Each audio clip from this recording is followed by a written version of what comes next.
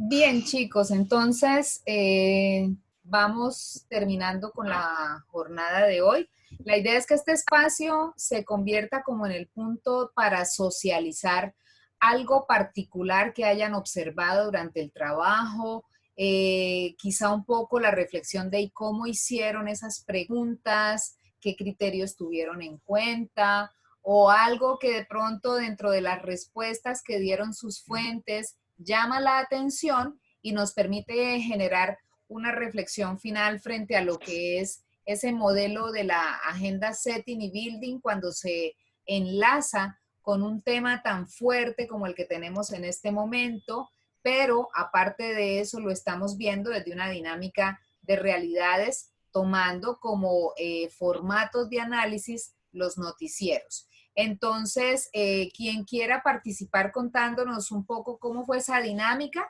sería muy pertinente para ir cerrando la jornada de hoy, porfa.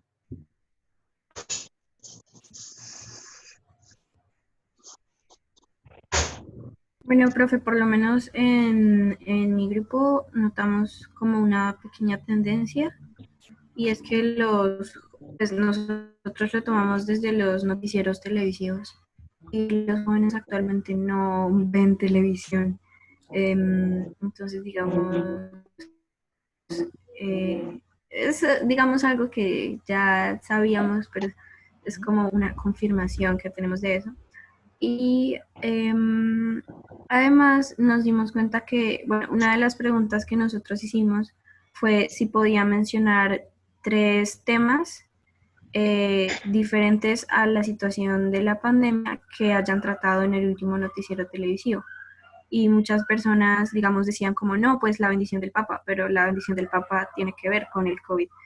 No, pues sí, cosas así como que mencionaban cosas, algunas de las cosas que mencionaban igual sí tenían que ver indirectamente con la pandemia. Entonces, es como el hecho de que son muy pocas las temáticas que se manejan que no tienen absolutamente nada que ver con el COVID. Ok, gracias, Lucía.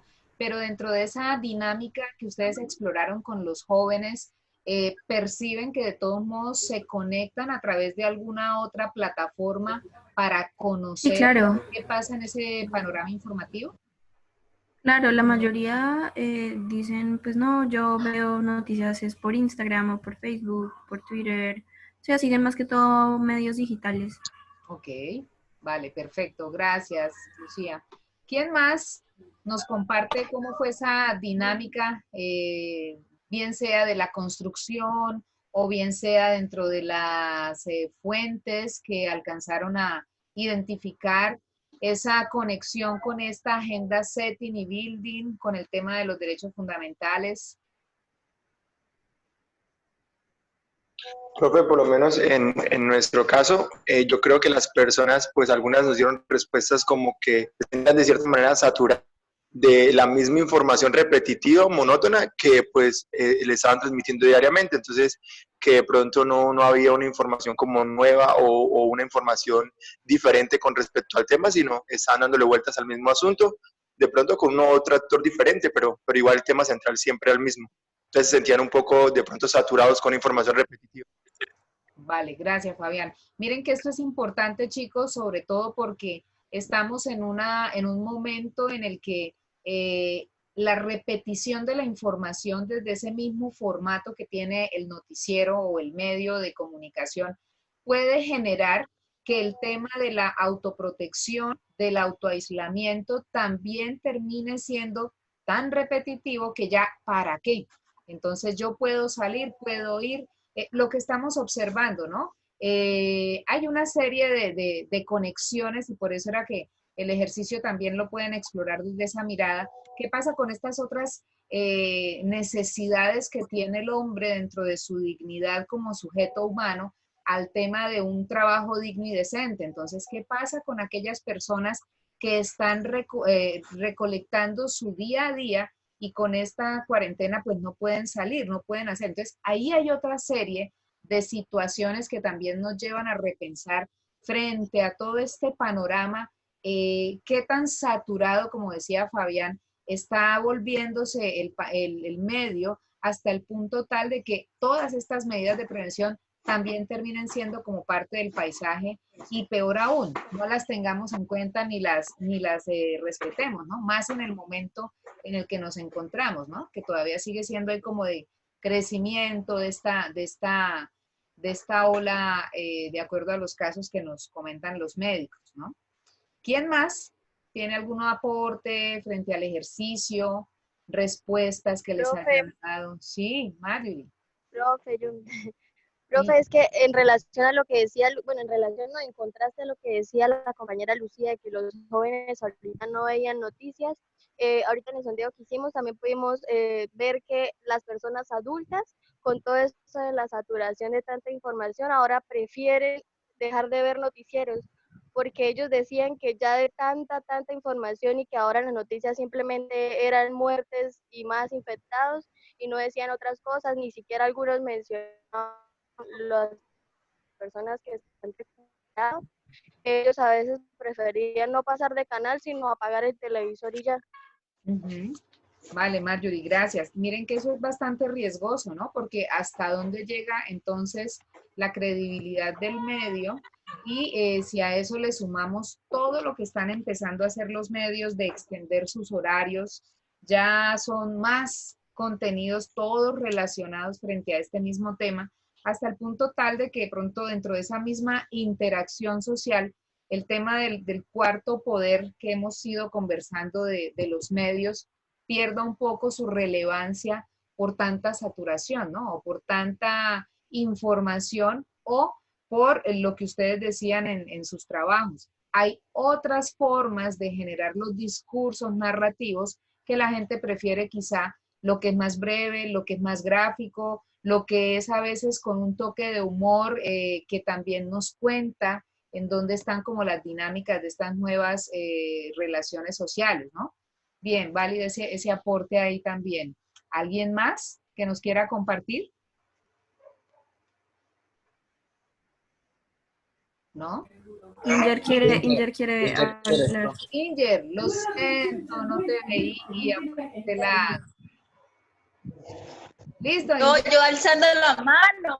Ay, lo siento, Profe. sorry. Dale.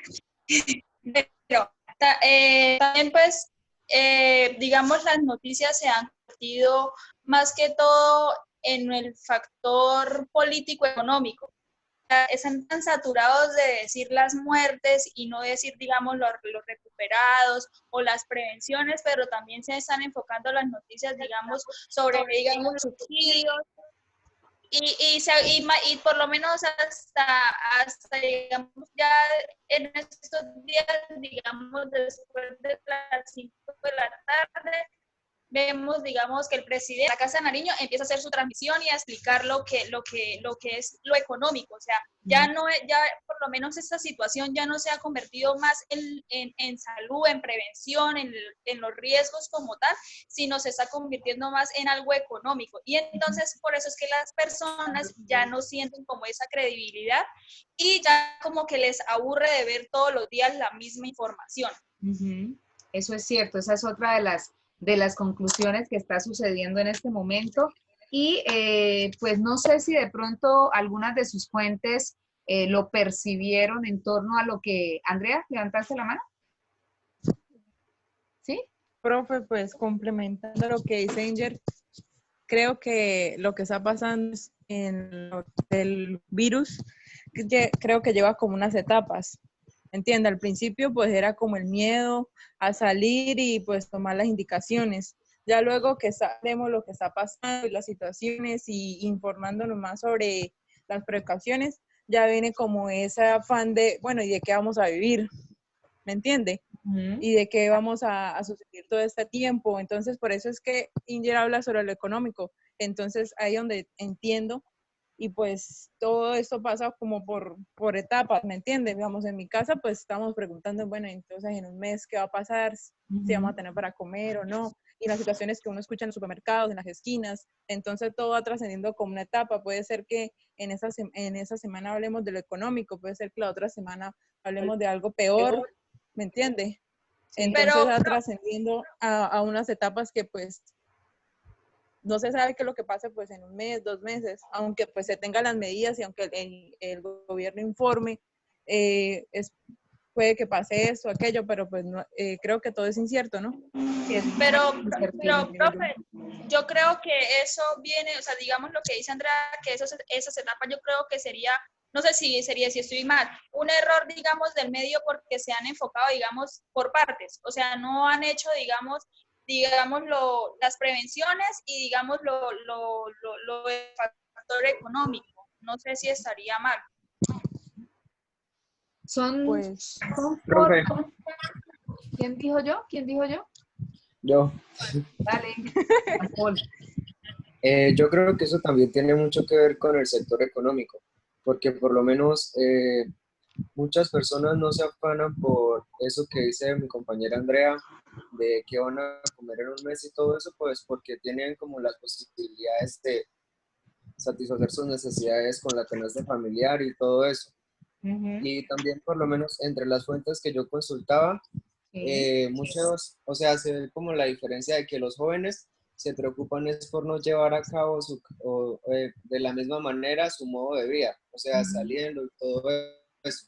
En cambio, los adultos sí se preocupan más como por cómo los va a afectar el virus a ellos. Y también decían que por lo menos era un poco extraño la manera en que se estaba llevando a cabo la información y muchos coincidían en que no pareciera que, como le dijera, que la cantidad de víctimas que reportan de contagiados no fueran las reales, que porque no se está, o sea, se está llevando como muy al extremo según algunas personas, como la cuarentena y todo eso.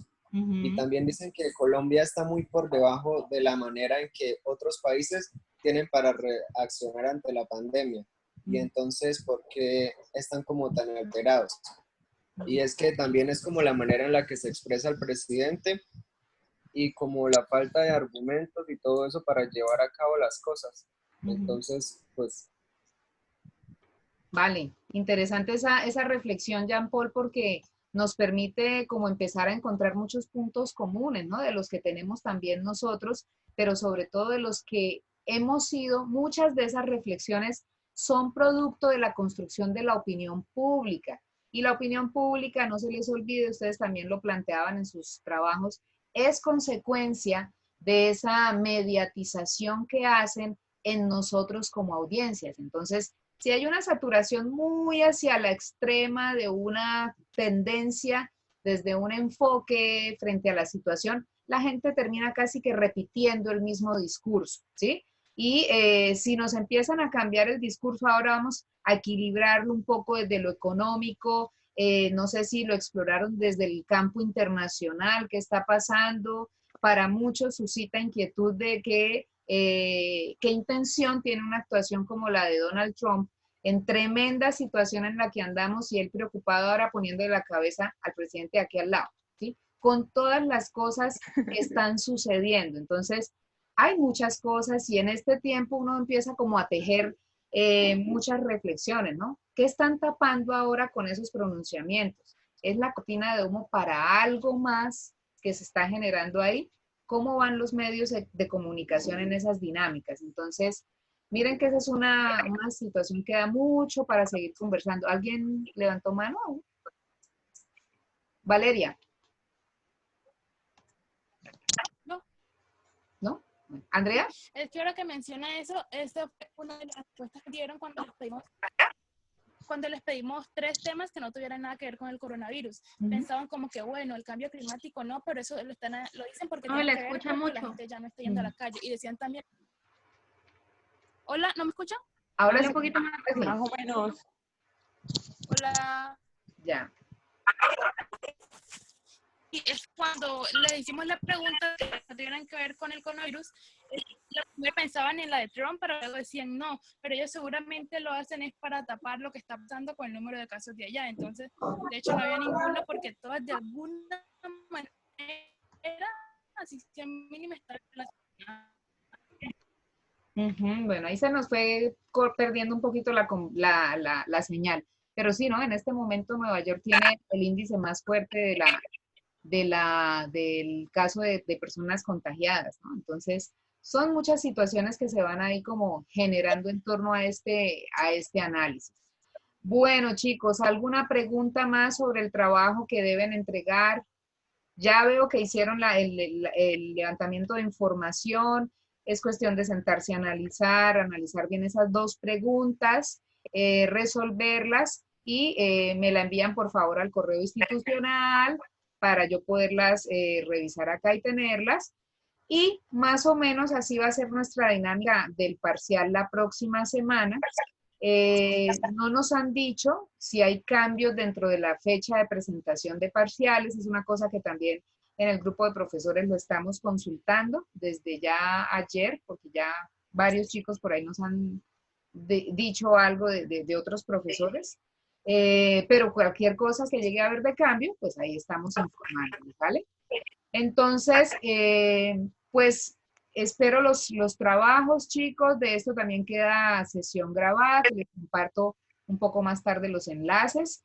Si hay más dudas o inquietudes, porfa, por el WhatsApp, ahí nos seguimos conversando, ¿está bien?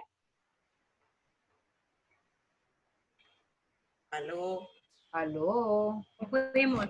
Profe, es que no había encendido el audífono.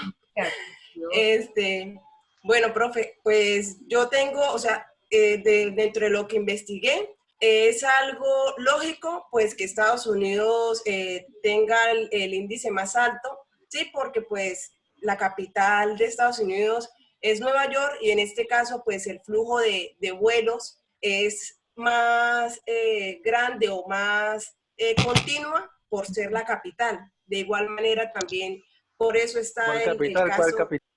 Aló, por eso está el caso de, digamos, de que la capital de acá del país, que sea Bogotá, también está presentando el índice de casos más grandes, digamos, en el país.